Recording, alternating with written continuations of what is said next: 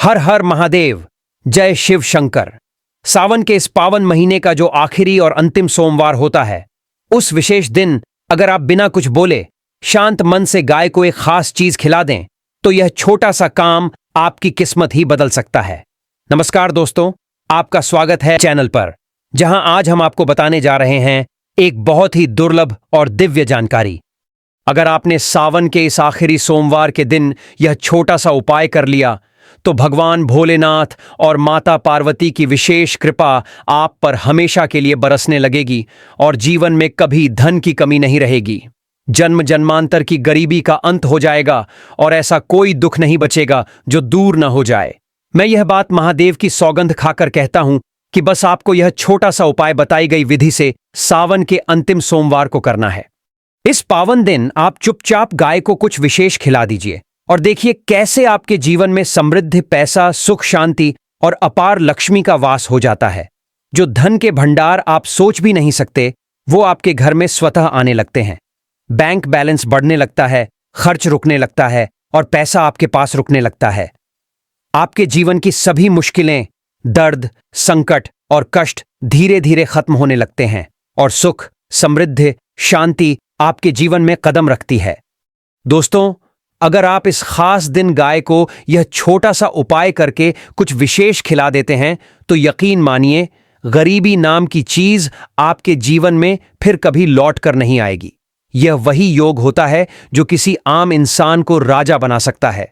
और जिस गौ माता के बारे में हमारे शास्त्र कहते हैं कि उनके अंदर 33 कोटि देवी देवताओं का वास होता है, उनकी कृपा जीवन भर बनी रहती है।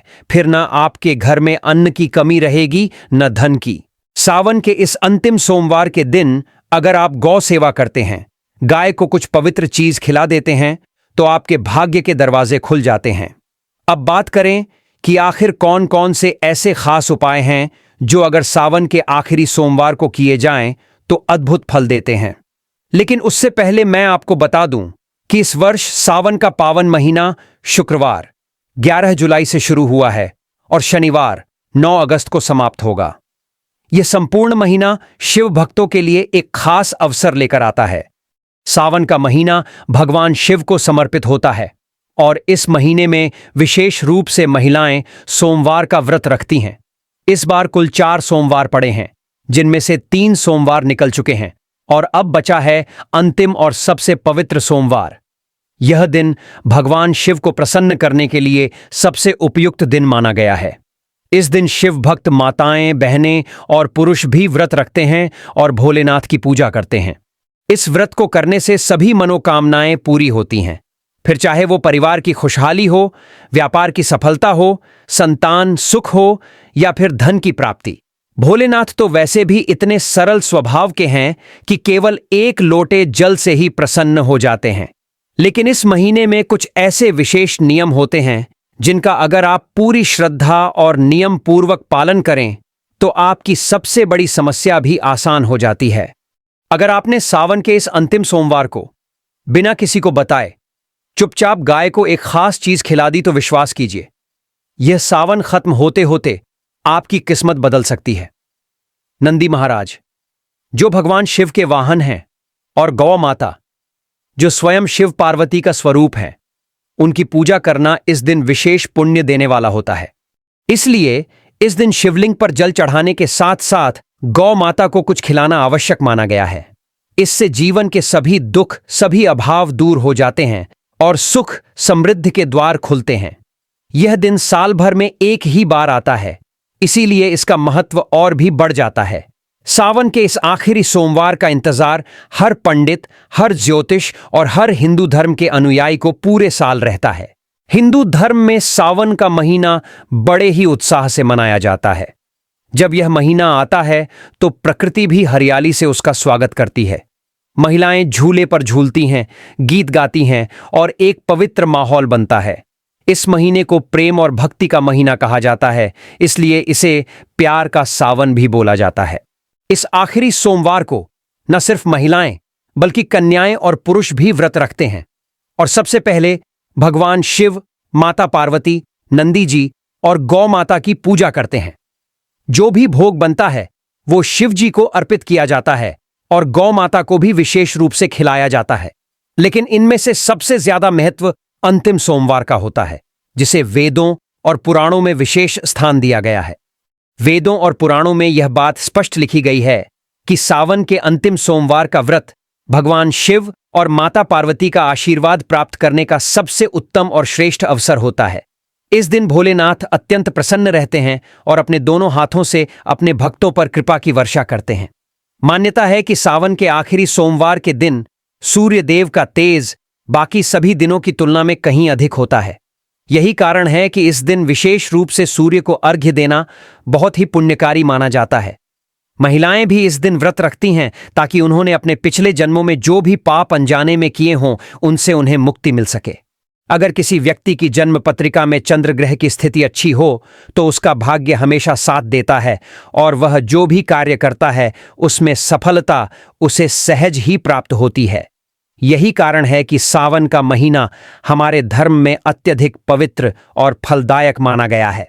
आपकी जानकारी के लिए बता दें कि इस बार सावन सोमवार के दिन 42 से अधिक शुभ योग बन रहे हैं और यह बहुत वर्षों बाद ऐसा हो रहा है कि सूर्य का तेज इतना तीव्र होगा जितना कि पिछले 130 वर्षों में कभी नहीं हुआ। इस बार लक्ष्मी योग, ग्रह योग, नक्षत्र योग और अमृत सिद्धि योग जैसे विशेष शुभ संयोग एक साथ बन रहे हैं।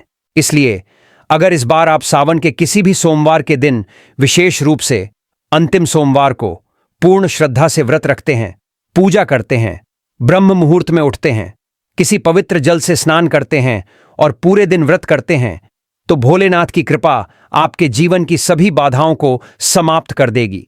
लेकिन अगर आप इस दिन गौ माता को लेकर शास्त्रों में बताए गए एक आसान से उपाय को नियम पूर्वक कर लें तो आपके जीवन की गरीबी, अभाव, रुकावटें, परेशानियां सभी कुछ धीरे धीरे समाप्त होने लगती हैं।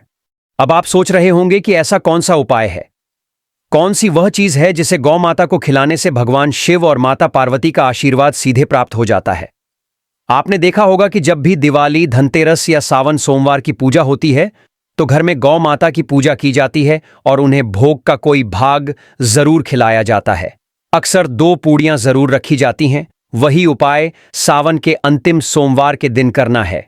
सूर्य देव को जल देना है, पूजा करनी है और इस बार जो सावन का महीना आया है वह बहुत ही शुभ ग्रह योगों से भरा हुआ है। इस वीडियो में हम आपको उन खास उपायों के बारे में बता रहे हैं जो गौ माता से जुड़े हैं और जिनके करने से आपके जीवन के सभी संकट, कष्ट, रुकावटें, दुर्भाग्य और दरिद्रता दूर हो सकती है। यदि आपने यह उपाय कर लिया तो आपके जीवन में कभी भी धन की कमी नहीं होगी। आपकी कुंडली में जो भी ग्रह जनित दोष हैं वे भी शांत हो जाएंगे और आप सफलता के मार्ग पर बढ़ते जाएंगे। इस दिन भगवान शिव के साथ साथ नंदी महाराज, गौ माता, हनुमान जी, मंगल देवता और शनिदेव जी की पूजा भी करनी चाहिए, क्योंकि इन सभी देवों की कृपा से आपका भाग्य प्रबल होता है और आपको धन, सुख, शांति और प्रतिष्ठा की प्राप्ति होती है। दोस्तों, यह जानकारी हम आपसे शुल्क लेकर भी बांट सकते थे, लेकिन हमारा उद्देश्य केवल जन सेवा, जन कल्याण और ज्ञान का प्रचार है। इसलिए हम आपसे एक निवेदन करते हैं कि इस वीडियो को लाइक करें, शेयर करें और कमेंट बॉक्स में अपनी राशि जरूर लिखें ताकि हम राशि के अनुसार आपके लिए विशेष उपाय बता सकें। साथ ही कमेंट में जय गौ माता लिखना ना भूलें। अब बात करते हैं उस उपाय की जिसे आपको हर हाल में करना चाहिए। आपको शाम के समय पीपल के पेड़ के नीचे आटे का बना हुआ चौमुखी दीपक बनाना है। उसमें सरसों का तेल डालकर 4 बातियां लगानी हैं और हर दिशा में एक एक बाती जलाई जानी चाहिए।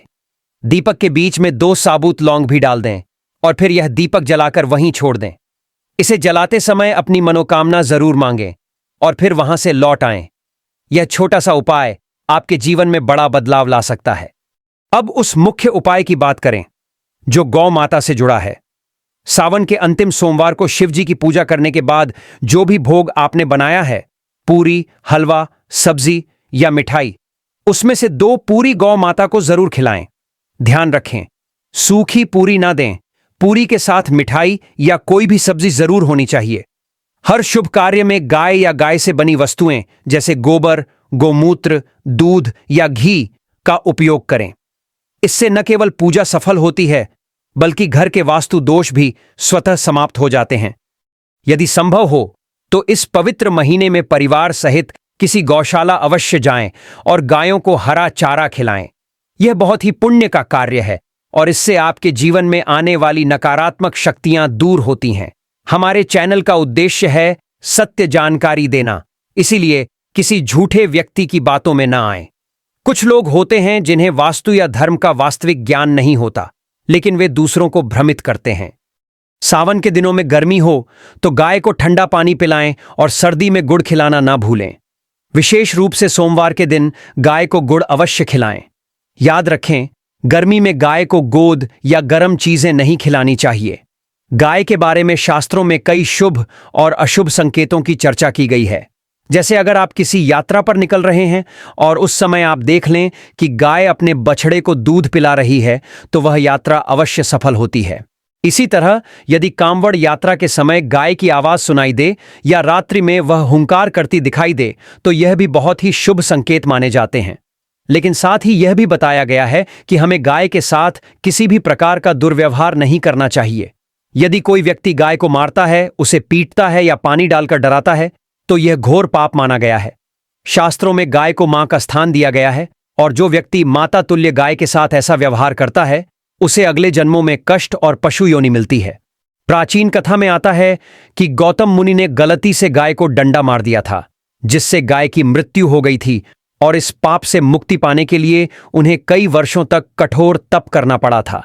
भगवान श्री कृष्ण को भी इसी प्रकार एक बार बैल रूपी वृद्ध का वध करना पड़ा था और उस दोष से मुक्त होने के लिए उन्होंने सभी तीर्थों को एक कुंड में बुलाकर स्नान किया था।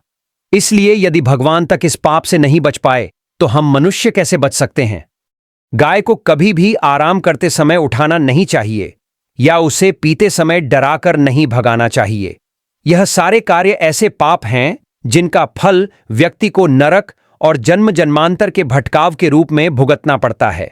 लेकिन जो लोग गाय की सेवा करते हैं, उन्हें भोजन कराते हैं, उनकी देखभाल करते हैं, उनका पालन करते हैं, उन पर भगवान स्वयं प्रसन्न होते हैं और उनकी सभी इच्छाएं पूरी होती हैं। गाय के बछड़े का जो दूध बच जाए वही मनुष्य को लेना चाहिए। लेकिन कुछ लोग ऐसा भी करते हैं कि बछड़े के लिए जो दूध बचा होता है उसे भी निकाल लेते हैं। यह भी बहुत बड़ा पाप माना गया है और इस पाप का फल जीवन भर भुगतना पड़ता है। साथियों, शास्त्रों में यह बात विशेष रूप से कही गई है कि गाय और बैल जैसे पवित्र जीवों की पीठ पर कभी भी बैठना नहीं चाहिए। ऐसा करना घोर पाप माना गया है और जो व्यक्ति ऐसा करता है उसे मृत्यु के बाद नरक जैसी पीड़ा सहनी पड़ती है, क्योंकि नंदी महाराज स्वयं भगवान शिव के वाहन बने थे और वह भी अपनी इच्छा से। इसलिए नंदी को छोड़कर किसी भी गौंश पर सवारी करना पूर्ण रूप से वर्जित माना गया है। धार्मिक ग्रंथों में गाय का दान सबसे बड़ा पुण्यदायी कार्य बताया गया है, लेकिन कोई भी बीमार, बूढ़ी या लाचार गाय का दान नहीं करना चाहिए। कठोपनिषद में नचिकेता की कथा भी इसी बात पर आधारित है, जहां उन्होंने अपने पिता द्वारा बूढ़ी गाय के दान का विरोध किया था। यदि कोई व्यक्ति दूध देने वाली और बछड़े सहित गाय का दान करता है, तो वह बहुत बड़ा पुण्य अर्जित करता है और स्वर्ग को प्राप्त करता है। अब बात करते हैं पितृदोष की। अगर किसी व्यक्ति की कुंडली में सूर्य, चंद्र, मंगल या शुक्र ग्रह राहु के साथ संयोग में हो, तो पितृदोष उत्पन्न होता है। विशेष रूप से सूर्य पिता का कारक होता है और मंगल रक्त का। अगर शनि, राहु या केतु इन ग्रहों को दृष्ट कर रहे हों या राहु मंगल का मिलन हो रहा हो, तो यह दोष और भी गंभीर हो जाता है। इस दोष के कारण व्यक्ति को जीवन में अनेक संघर्षों से गुजरना पड़ता है। लेकिन यदि सावन के किसी सोमवार को या फिर किसी भी दिन नियमित रूप से गाय को ताजी रोटी, गुड़, चारा आदि खिलाया जाए, तो इस दोष से मुक्ति मिल सकती है। इस उपाय को करने से पूर्वजों का आशीर्वाद भी प्राप्त होता है और घर में शांति बनी रहती है। हर शुभ कार्य में गाय से जुड़ी चीजें जैसे गोबर, गोमूत्र, दूध या दूध से बना देसी घी जरूर शामिल करें। इससे कार्य सफल होता है और घर में सुख समृद्धि आती है। सनातन धर्म में मान्यता है कि जिस घर में गाय होती है वहां किसी भी प्रकार का वास्तु दोष अपने आप समाप्त हो जाता है। गौ माता के पीठ पर जो कुबड़ होता है वह गुरु बृहस्पति का प्रतीक माना गया है। अगर आपकी कुंडली में गुरु मकर राशि में नीच स्थिति में हो और ऐसे में यात्रा पर निकलते समय सामने से गौ माता आती हुई दिख जाए तो आपको उसे अपनी दाहिनी ओर से निकलने देना चाहिए। इससे यात्रा सफल मानी जाती है और पूरे काम बनते हैं। रोजाना घर में ताजा आटा गूंथ कर रोटी बनाएं और गाय को तुरंत खिलाएं। कभी भी बासी रोटी ना खिलाएं, क्योंकि बासी रोटी खिलाने से घर में नकारात्मकता का वास होता है और कार्यों में रुकावटें आती हैं। बहुत से लोग खराब फल, सड़ी हुई सब्जी या बासी खाना गाय को दे देते हैं। ऐसा करना न केवल अनुचित है, बल्कि यह आपके भाग्य को भी प्रभावित कर सकता है। अगर कोई फल या सब्जी सड़ जाए तो उसे गाय को न दें। इससे पुण्य के स्थान पर पाप का फल मिलता है। इसके अलावा आटे की 11 लोइयां बनाएं, हल्दी लगाएं और उन्हें गाय को अर्पित करें। यह उपाय बहुत ही सरल है, लेकिन अत्यधिक प्रभावशाली है। गाय के चरण स्पर्श करें और साथ ही अगर आप एक बार 7 बार गौ माता की परिक्रमा कर लें तो आपके जीवन के तमाम संकट समाप्त हो सकते हैं। जब भी आप गाय को रोटी दें, उस रोटी पर थोड़ा घी, हल्दी, मिश्री या कोई भी मीठा पदार्थ रखें। सूखी रोटी ना खिलाएं। जब आप ऐसा करते हैं तो आपको शुभ फलों की प्राप्ति अवश्य होती है और जीवन में सुख शांति बनी रहती है। दोस्तों, ये बातें छोटी दिख सकती हैं, लेकिन इनका महत्व बहुत गहरा है।